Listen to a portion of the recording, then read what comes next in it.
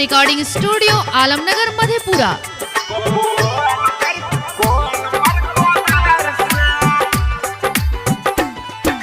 सुन गे मौगी बात करे छी चुपके यार से, तोरो मूरी काट देबो हम कॉल पर कोदार से।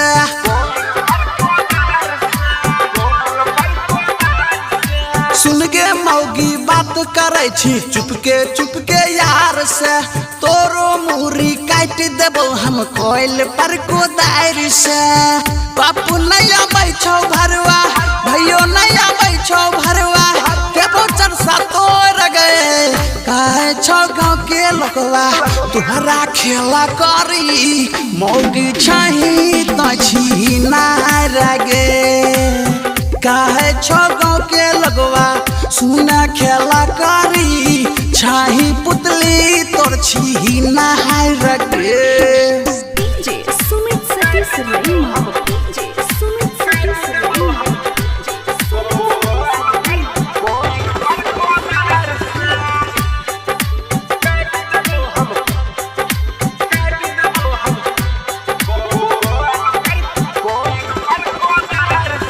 Mix by Balbhadra Singh. केतनो हम कहे छियो माने नहीं छी बात गे, होय तो गुरुदासा वहने देखा तो समाज गे।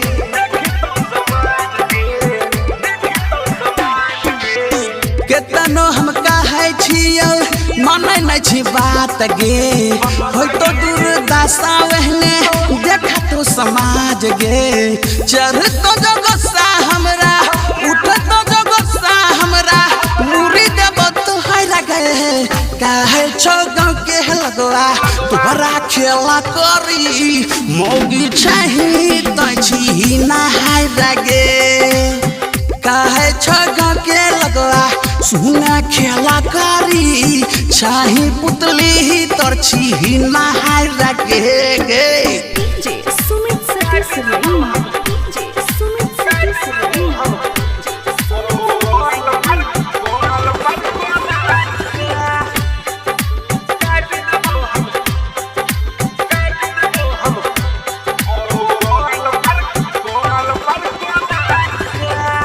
Recording studio Alamnagar Madhepura. जाई छी बाजार घूमे मौगी रोजाना, साई के जोगल काता हूँ लुटबै छी खजाना।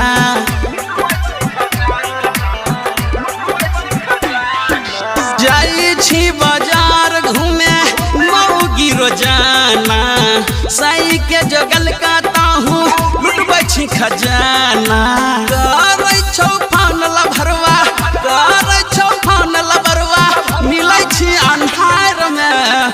काहे छौ गाँव के लगवा तोहरा खेला करी, मौगी छही त छी नाय रगे। काहे छौ गाँव के लगवा सुना खेला करी, छही पुतली तोर छी नाय रगे गे। सुन गे मौगी बात करे छी चुपके यार से, तोरो मूरी काट देबो हम कोइल पर कोदार से। बापू नहीं आबै छौ भरवा, भैयो नहीं आबै छौ भरवा, मूरी देबो तोर गए। काहे छौ राजीव रंगीला सुना खेला करी, मौगी छही त छी नाय रगे। काहे छौ गाँव के लगवा सुना खेला करी, छही पुतली तोर छी नाय रगे।